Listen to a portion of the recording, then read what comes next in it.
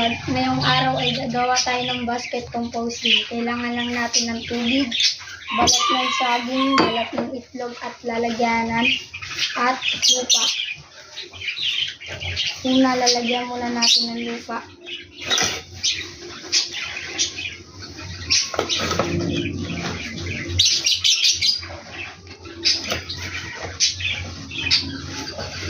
Pangalawa ay lalagyan muna natin ng itlog. Saka saging. Lagyan ulit ng lupa.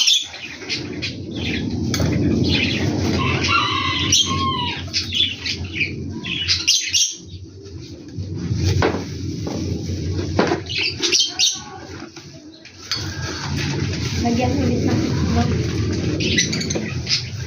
Balat ng saging.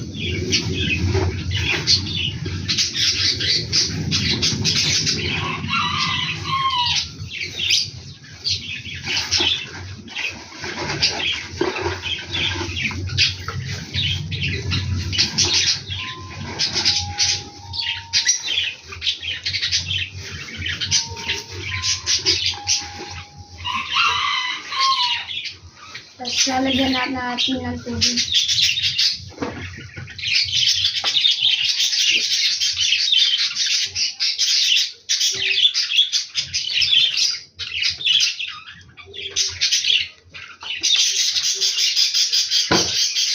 Tapos kailangan natin takpan.